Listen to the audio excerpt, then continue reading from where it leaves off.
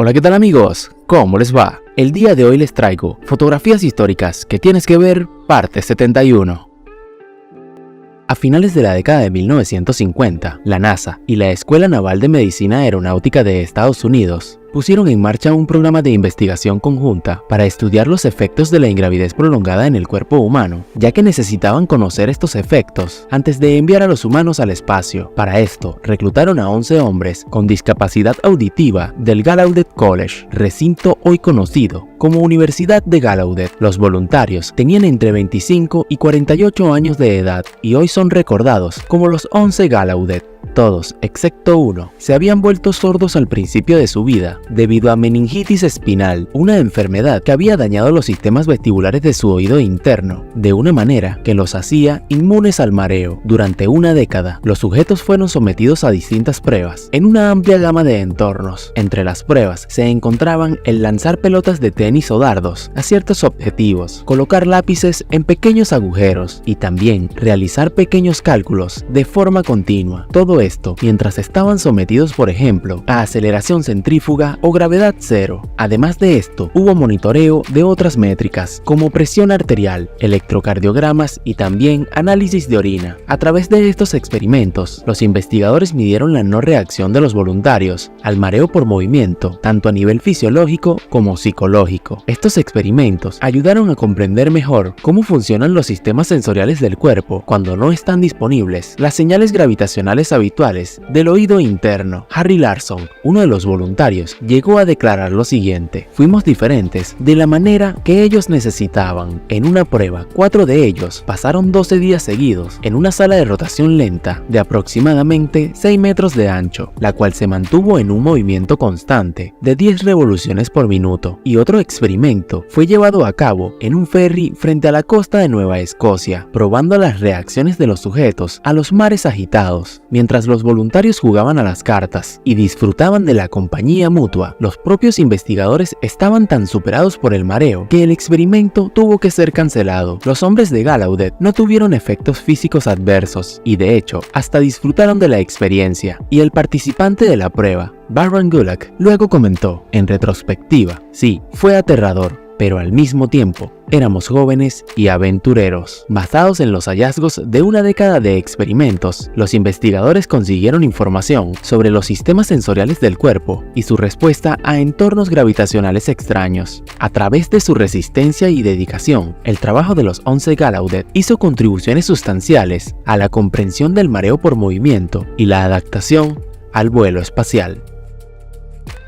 A finales de 1938, fue publicado en una revista científica el método utilizado por un hospital de Brooklyn a la hora de entregar a los bebés recién nacidos a sus familias. Este centro ideó un sistema de identificación bastante peculiar. Esta fue una lámpara ultravioleta con la cual las iniciales del niño eran marcadas en su cuerpo, siendo esto posible ya que en la lámpara se colocaban plantillas con las respectivas letras iniciales y posteriormente estas quemarían un poco la piel del bebé dejando la marca. Además, para que el sistema de identificación funcionara a la perfección, la madre también recibía la misma marca en la piel. Afortunadamente, esta pequeña quemadura se desvanecía poco a poco y al cabo de 2 semanas ya no era visible. El personal del hospital aseguraba que el método era indoloro, pero evidentemente muchas personas cuestionaban esta práctica, pues no era nada fácil decir que habían sido marcados.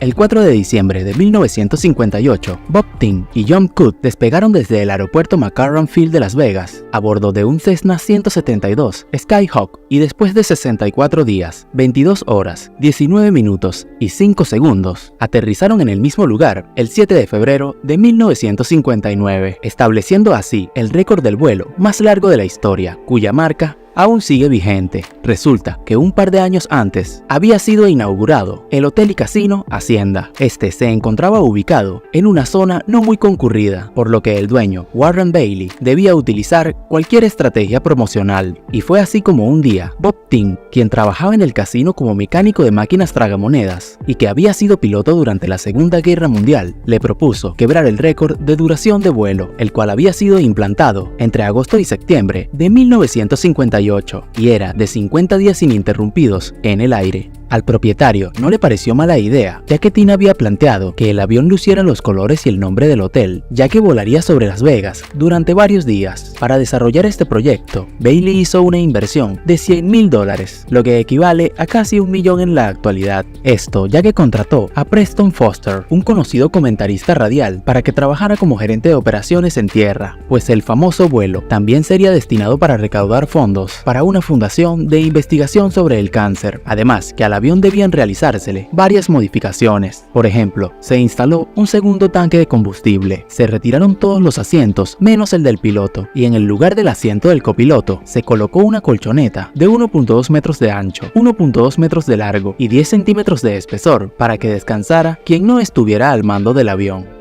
El reabastecimiento de combustible se hacía 2 veces al día, con el avión a 6 metros de altura y volando a unos 10 km por hora. Un cabestrante eléctrico bajaba con un gancho para recoger la manguera y en unos minutos se llenaba uno de los tanques del avión. Además de planear sobre Las Vegas, sobrevolaron los desiertos de Blythe en California y Yuma en Arizona, y ocasionalmente también fueron a Los Ángeles, con el fin de publicitar el vuelo en las radios y televisiones locales. Al momento de la recarga de combustible, también se les entregaba una canasta con comida. El día número 36 de la travesía, el avión voló solo durante más de 1 hora. Tim se había quedado dormido mientras estaba al mando y fue el piloto automático el que les salvó la vida. Me desperté y estaba volando en un cañón rumbo al sur. Volé durante 2 horas antes de reconocer las luces o las ciudades y me prometí a mí mismo que nunca le diría a John lo que había sucedido. Esto serían declaraciones de Tim semanas después de completar el vuelo. Para el momento del aterrizaje habían recorrido unos 241.350 kilómetros, equivalentes a dar 6 veces la vuelta alrededor de la Tierra por la línea del Ecuador, y se recaudaron unos $50,000 para la lucha contra el cáncer. Hoy en día, el avión se exhibe en la Terminal 1 del aeropuerto de McCarran en Las Vegas, donde comenzó y terminó su histórico vuelo. Cuando Gustave Eiffel diseñó la torre que lleva su nombre, incluyó un apartamento privado para él en la cima. Este tiene aproximadamente 100 metros cuadrados, aunque una gran parte está ocupada por la cabina del ascensor y la escalera que viene del piso inferior. El apartamento de Eiffel incluía una sala de estar con una mesa, un sofá, un piano, 3 pequeños escritorios, una cocina y un baño con lavabo. Lo que nunca ha tenido es un dormitorio, ya que esta pequeña vivienda fue diseñada principalmente para que Gustave Eiffel trabajara en algunos experimentos científicos, y aunque en el pasado se negaba el acceso a los visitantes, hoy en día está disponible para que el público lo visite. Esta es quizás la fotografía más famosa y difundida en la historia de Venezuela. En ella se aprecia al Dr. José Gregorio Hernández y fue tomada en Nueva York el 6 de octubre de 1917. Este hombre nació en 1864 en Isnotú, un pueblo del estado Trujillo. A los 13 años viajó a Caracas, y esta otra fotografía fue tomada cuando se graduó de bachiller en filosofía en 1882. Ese mismo año ingresó a la Universidad Central de Venezuela, graduándose de doctor en medicina en 1888. Él llegó a ser muy conocido entre los sectores populares, ya que atendía de forma gratuita a personas de bajos recursos. Esto le valió para ser nombrado como el médico de los pobres. Además de esto, viajó a Europa, becado por el gobierno de Venezuela, para formarse en las siguientes áreas: microbiología, histología normal, patología, bacteriología, embriología, fisiología experimental, entre otras. Todo con el fin de contribuir a la modernización de la medicina venezolana. A su regreso de Europa, fue docente de la Universidad Central de Venezuela, siendo el fundador de varias cátedras. Además, se le reconoce como la persona que introdujo el microscopio a Venezuela. En esta otra fotografía, tomada en la Escuela de Enfermería de Cebucán en Caracas, es el que aparece al lado izquierdo. El doctor José Gregorio Hernández también llegó a publicar varios artículos científicos, y para cuando fue tomada esta primera fotografía que les mostré, se encontraba en Nueva York, actualizándose sobre varios temas. Él envió varias copias de la foto por correo a amigos y familiares. Lamentablemente, el 29 de junio de 1919, el doctor José Gregorio Hernández fue atropellado por uno de los pocos automóviles que circulaban por Caracas. El galeno se dirigía en ese momento a atender a una enfermera de bajos recursos, y cuando cruzaba la calle, en la esquina de Amadores en La Pastora, fue arrollado por Fernando Bustamante, un joven mecánico de 28 años. que conducía un auto propiedad del Estado venezolano, el cual se le había entregado a él para hacerle mantenimiento. El chofer impactó a José Gregorio y este cayó al suelo, golpeándose la cabeza contra el filo de la acera, lo que ocasionó una fractura en el cráneo. Bustamante trasladó al doctor al Hospital Vargas y ahí, horas más tarde, se daría el deceso. La trágica muerte del médico de los pobres conmovió al país y los periódicos de mayor circulación de aquella época llegaron a publicar títulos como Duelo de la Ciencia y de Caracas por la muerte del doctor José Gregorio Hernández. La mayoría de estos titulares estaban acompañados de esta fotografía, haciendo que la imagen se hiciera popular. Años más tarde, el artista Hugo Bartoli se inspiraría en ella para crear la primera estatuilla del médico, y luego esta sería reproducida a nivel nacional. En Caracas se abrió una investigación sobre el incidente y Bustamante fue llevado a juicio, en el cual fue declarado inocente, pues se demostró que había sido un accidente. Además, la familia de José Gregorio Hernández envió una carta al Ministerio Público pidiendo la liberación del chofer. Se estima que más de 10.000 personas asistieron al cortejo fúnebre del médico de los pobres, el cual recibió santa sepultura en el Cementerio General del Sur. Algunas fuentes refieren que el entierro fue el 30 de junio y otras que fue el 1 de julio de 1919. En 1949, la Iglesia Católica Venezolana inició el proceso de canonización de Hernández. Y en 1975, por solicitud del Vaticano, sus restos mortales fueron trasladados a la iglesia de Nuestra Señora de la Candelaria, ubicada en el centro de la ciudad de Caracas. En abril de 1920, la Arquidiócesis de Caracas anunció que la Comisión Teológica de la Ciudad del Vaticano aprobó el milagro que le faltaba al venerable para ser nombrado beato. Y para hablar un poco sobre el auto que arrolló al doctor Hernández, podemos decir que el Estado venezolano había adquirido de Estados Unidos una flota de autos para usarlos en funciones oficiales. De hecho, después de las experticias legales, el auto regresó a sus labores protocolares. Y en esta foto de 1921, tomada en Caracas, vemos cómo fue puesto al servicio de Fernando María de Baviera y Borbón, emisario de Su Majestad Alfonso XIII de España.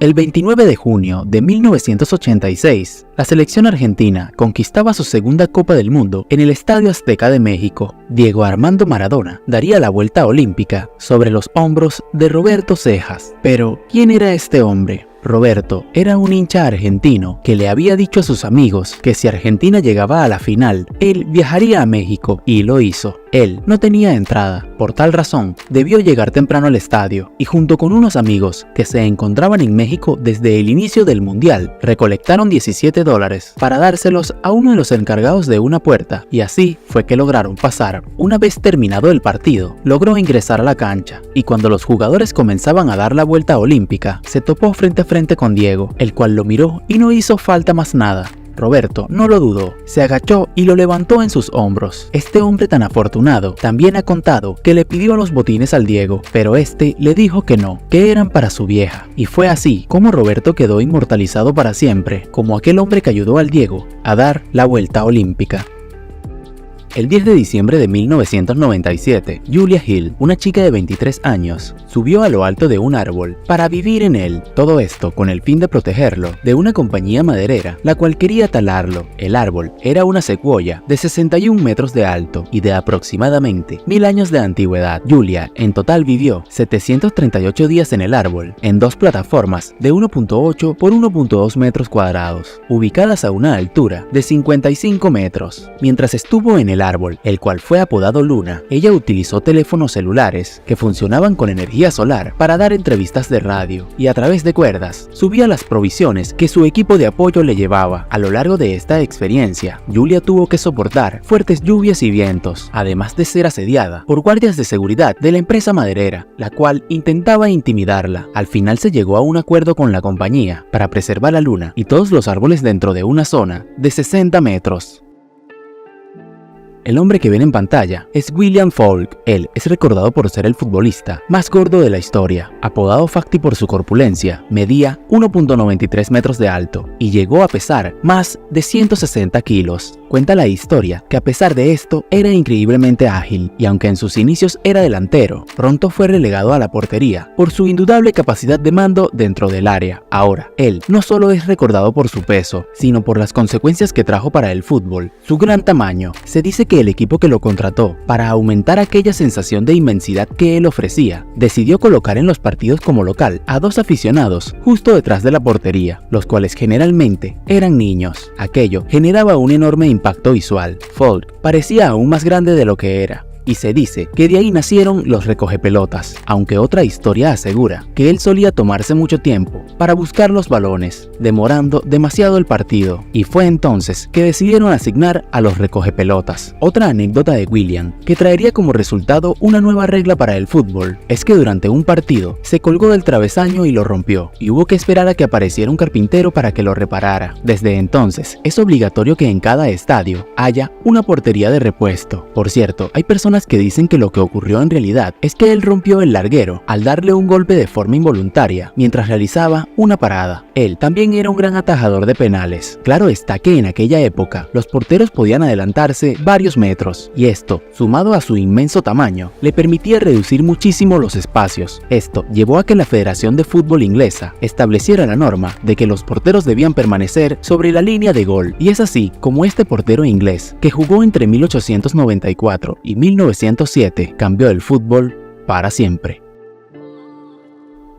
Acá podemos ver una foto del campo del Real Madrid Club de Fútbol, el cual fue conocido como Estadio Chamartín, ya que había sido construido en ese distrito de Madrid en 1924. Inicialmente tenía una grada techada para 4.000 personas y unas terrazas para 11.000 espectadores más. A finales de la década de 1930, el campo de Chamartín sufrió daños importantes por la Guerra Civil Española, por lo que pasó por una remodelación, y para cuando reabrió sus puertas en octubre de 1939, presentaba una capacidad de 25.000 personas. El Real Madrid disputó su último partido en el campo de Chamartín el 16 de mayo de 1946 frente al Málaga, para luego mudarse al Santiago Bernabéu.